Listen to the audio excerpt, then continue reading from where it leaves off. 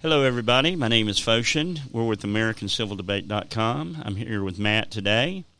We're going to talk to Tony, and today, what are we going to do? What are we talking about today, Matt? Talking about the riots and everything, what's going on, whether it's,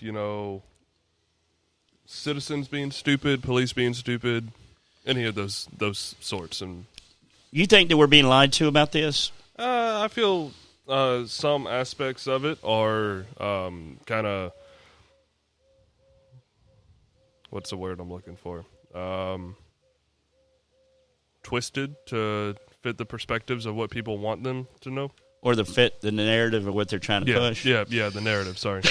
No, that's all right. In a few minutes, we're going to call Tony. We're going to call Tony in about, we'll say about a minute and a half. I don't know. I just keep thinking about everything, and it's like I've been watching clips of all that, and I just think of being a police officer walking up to a car. And let me ask you this, because a lot of people, like a lot of liberals, are saying, "Well, she pulled him over because he was black." Do you believe that? Honestly, okay. I feel some cops are like that because I still feel like it's a lot of the older cops are like that. I would say because they're still kind of set in that mindset. So, what mindset is that?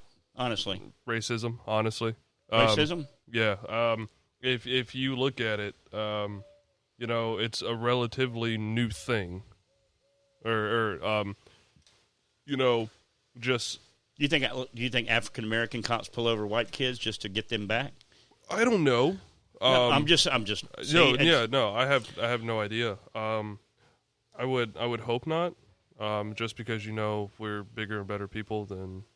I mean, if there shouldn't be any racism at all. See, I think racism has multiple faces. Oh yeah. I don't think it's just black. I don't think it's just white. I don't think it's just Asian. I think a lot of people are raised differently. I think the way my mom raised me, she taught me to be respectful to everybody. Doesn't matter who you are. And when I was growing up, I had a lot of friends that were black, but you didn't think they were. I didn't say black or African American or anything. They were just friends. You know what I mean? It's like my mom taught me to be colorblind about that stuff. Yeah, I mean, it's just your fellow man, fellow woman. All right, we're going to call Tony right now, and let's do this. Hello. Hey, Tony, how's it going? It's going pretty good. All right, so you live in Ohio, correct? Yep. Today we're talking about the cops versus BLM versus the cops. I mean, let's just put it like it is. Me and Matt were just here talking about that. Matt says he thinks there's still a lot of racism for older cops. I don't know. I don't know. I know a lot of cops, and I just don't see that. But I could be wrong. What are your thoughts on what's going on with all this? Yeah, I don't really see that either. I mean, most of the cases that we see on TV, or at least what the media is pushing forward, is just a person that's already got a history of breaking the law in one fashion or another, ending up in the confrontation that finally catches up with them. They either get killed or they end up in the hospital. So what we were talking about and why I say I feel like there is still a little bit of racism going on is Bo had asked me if I think any white cops are just pulling over black people just for the hell of it.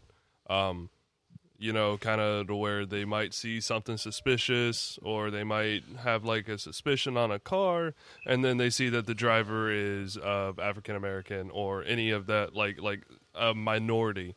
And then that kind of just fuels a fire a little bit to where they want to go and pull them over. Well, I mean, like if you just look at it on the surface, you could make a case that there's racism. But if you look at the criminal statistics, I mean, the percentage of criminals per race is a lot higher among blacks than it is among any other racial group. There's a higher percentage of black criminals than there are white or Latino. Well, why do you think that is?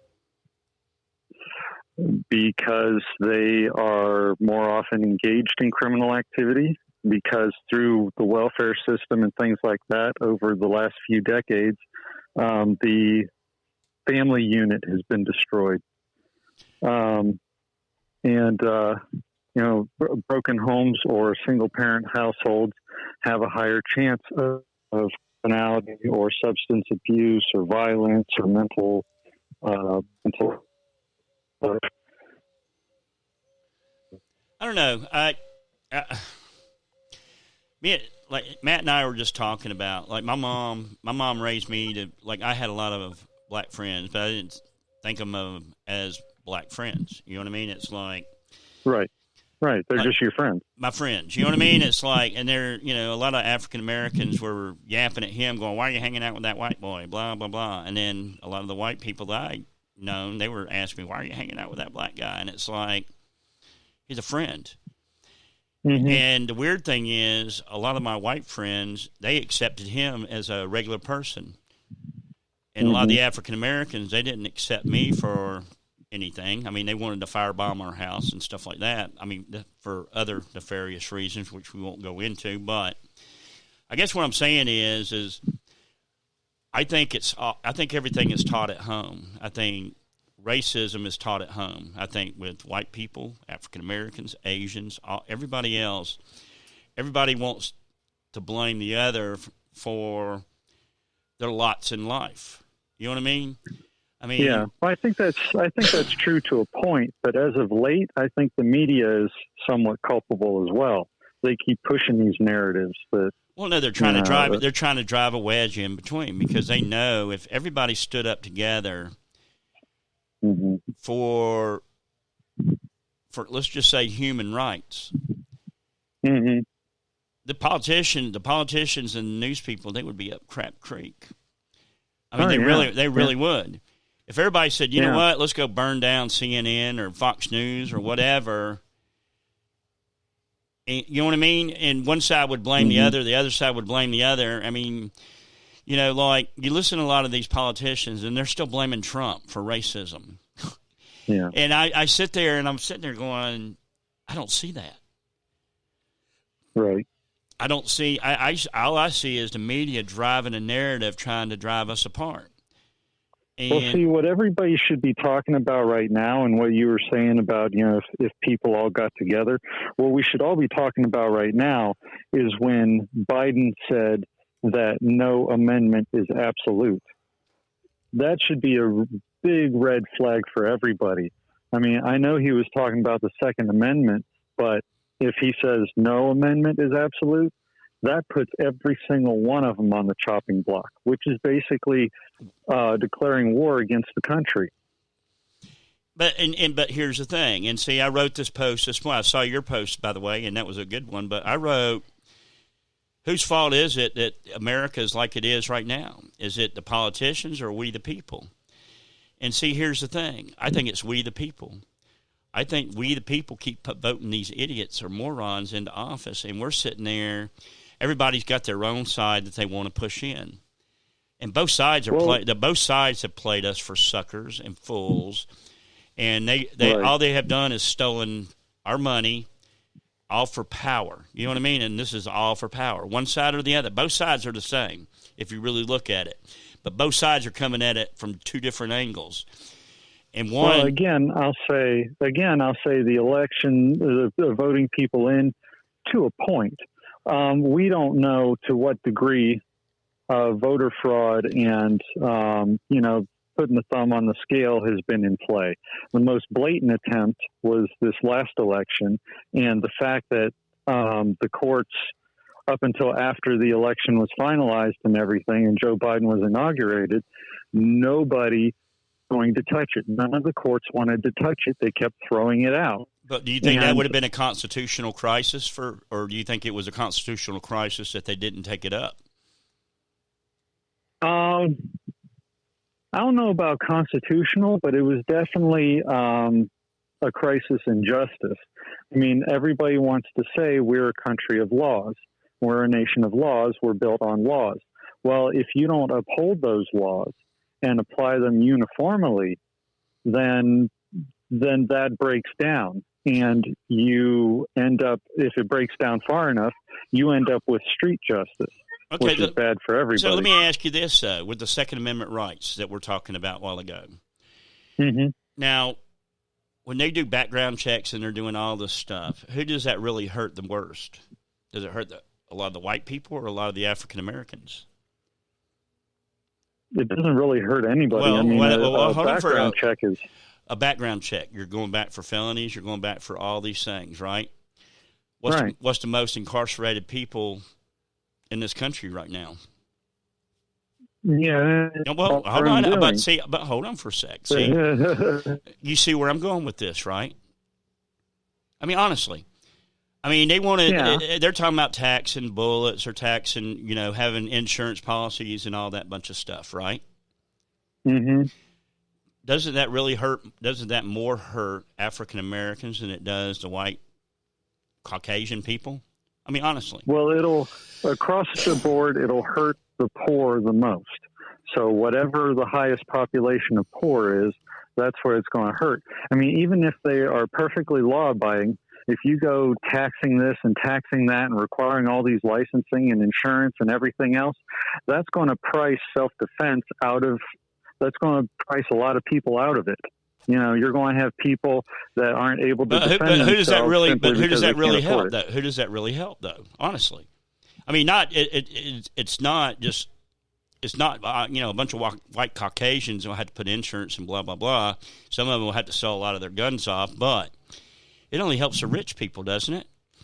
I mean, honestly. Isn't that giving weapons to the rich and their bodyguards and their help and everything else while everybody else is defenseless against what's going on? I mean, if everybody had an uprising today and you got the politicians and you got the rich people on two different sides, because, I mean, let's be for real. The rich people are the ones telling the politicians what to do, right? I mean, that's how the politicians are getting rich. Let's be for real here. They're sitting there pushing their ideas, and the politicians are like, well, give me some money, and I'll help push it. Now, if we had an uprising today, where would the first place people would go first? Would it go to the rich people, or would it go to the politicians? Well, if they were smart, they'd go to the politicians first. But they're not. I mean, but we're talking about what's going on with society today. Who are they pushing? Who are they pushing all the problems on? Well, they've always pushed it on the rich, but the thing is, the rich, the nefarious rich, are even a minority among the rich. I mean, you don't have all of them doing that. No, I understand. See, I understand that, but you sit there and you listen to Chuck Schumer talking about let's just tax all the rich people, except he's worth what $60 billion friggin' dollars. I mean, I don't think it's that much, but I get what you're saying. Look it up real quick, Matt, and see what Chuck Schumer's worth real quick. He's probably in the millions, but definitely not in the billions. He's in the billions. You wait and see. Matt's going to pull it up right now. Okay. But you see my point. I mean, the billionaires and the millionaires, they can park offshore and let everybody go at it, and then they come back in, and what do? We're a bunch of slaves to them because they're the ones that have the money to be able to pay us to get goods, right? Chuck Schumer has a net worth of $900,000. $900,000. I thought he was in the billions. You know what, Tony? I'm sorry. He's not even a good swamp creature. And you know what? Hold on. I got that, and he sucks. I got. You know what? I have to apologize. I apologize to Chuck Schumer for saying what I just said. That was I thought it was a little bit more. Too much credit. I gave him too much credit. I apologize, everybody, for saying that. Maybe I've heard that. Do your research, Bo. Oh, stop it. But here's the funny thing, though. Going back to BLM versus the police, and all the politicians that are pushing for defunding the police, like what you wrote about today. Mm-hmm. I mean, that really just hurts the poor, anyways, right? Well, it hurts everybody. I mean, the rich people end up calling the cops, if something goes down anyway. I mean, Trump, for example, sure, he's got security, and since he's been president, now he's got Secret Service and everything. But if stuff got bad enough, they would call in the police, too. I mean, so it really hurts everybody. It goes back to what I was saying about rule of law. If that goes away, then it's just going to be street justice and everybody doing whatever. Let me ask you this, though. Do you think the police go to the rich quicker than they go to the poor neighborhoods? Like if you had a 911 call and somebody, let's just say in Naples, down in Naples in those exclusive neighborhoods, there's like some guy robbing or home invading, and then you had another home invasion out in the east middle bumblefuck, because there's a lot of places in Naples like that. Where do you think they're going to go first? Yeah, you're probably right, because those are the more influential people. You know, if something happens to them, they're going to sue the city, or they're going to get an earful or really screw up his chances to get reelected and stuff like that. All right. So let me, we're going to wrap this up with you for just a sec. Okay. What's your final thoughts on all that, if you don't mind? Well, with the riots and everything, I mean, but I understand and outraged about different things that happen, like this black guy that got shot by a female officer.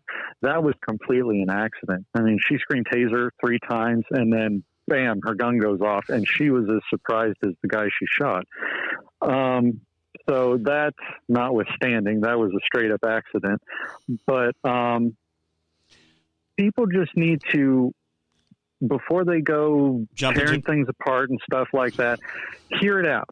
You know, I mean, just hear it out, get all the facts, get all the information, and if there's some reason to go and be outraged about it, then be outraged about it. But there's really no excuse for the speed at which they riot and really rioting at all. There's no reason for it. It doesn't do any good burning down neighborhoods and stuff.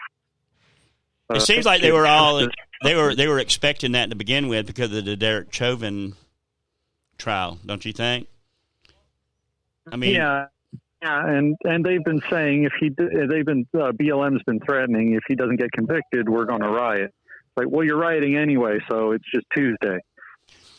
I think honestly, people are just looking for a reason to riot. A reason, just like any little thing, just to go and have fun. Just like, oh, let's go riot. All right, let's go.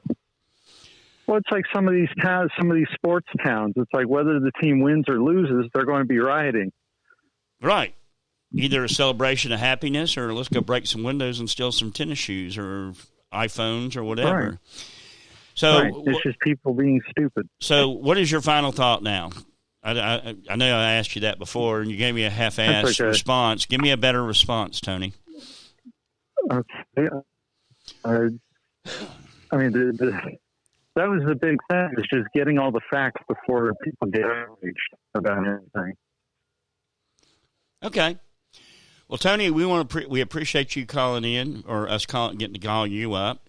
Let me, we'll finish this up, and I'll talk to you in a little while. Thank you so much, brother, for calling in. All right. All right, talk to you. Bye. So, Matt, what's your final thoughts on that? Like Tony said, I mean, people need to actually wait for the facts to come out and see what's going on before you go out and make an ass out of yourself and get, I think I saw earlier, like 60 people were arrested for rioting. I mean, you can prevent that from yourself. I mean, I'm pretty sure nobody wants to be put in jail. There may be those select few, but no one wants to sit in jail. But let me ask you this. Isn't jail like the deterrence for you not to do stupid things? Some people feel that way. Some people don't. You see my point, though. I mean, to me, my final thoughts are this. I understand. I mean, my father and my mother raised me right. If I get pulled over by the cops, I keep my hands on the steering wheel. I wait for them to walk up, roll the window down, and they talk to me. I don't make sudden movements. I don't sit there and try to freak the cop out where he's pulling the gun out. You know what I mean? I mean, I've had the guns pulled out on me before when I went to a check cashing place up in Punta Gorda, and the lady accidentally hit the red button, and I'm out there laying on the asphalt, and I'm out there for 3 minutes, and they're handcuffing me, and they're like, oh, and then they had to let me go. And I'm sitting there, and I'm like, I had burnt marks on my face. Did I get pissed off? Yeah, I got pissed off, but I didn't cuss the cops. And I didn't go out there acting like a jackass. I had to back up, get on my knees, lay down on the concrete, on the asphalt in the parking lot. My face is sizzling to the damn thing. And I was on the news, and I went to the bar because that's where I borrowed the money so I could go drinking. And the people were looking at me, and they started laughing. They're like, "You're the only person I know that would happen to." And then the lady accidentally hit her knee hit the red button that sent out an alarm that she was being robbed. So shit happens. I didn't go and sue them. I didn't go sue the city. I didn't go sue. You know what I mean? Yeah. I mean, that's just, I don't know. Well, I mean, once they figured out nothing was wrong, they were just like, "Oh, okay." Like, and they apologized, and they yeah, apologized to me, and I'm sitting there, I'm like, "Look, I know it's your job. You're doing your job." I hope that's everything that they were doing, but I mean, they were doing their job. With that being said, we're going to wrap this up. Please visit us at AmericanCivilDebate.com, where we don't censor anybody, and all we ask for you is not to threaten to kill anybody or do bodily harm. All you need is an email address to join. Thank you for listening to us. Y'all have a wonderful day.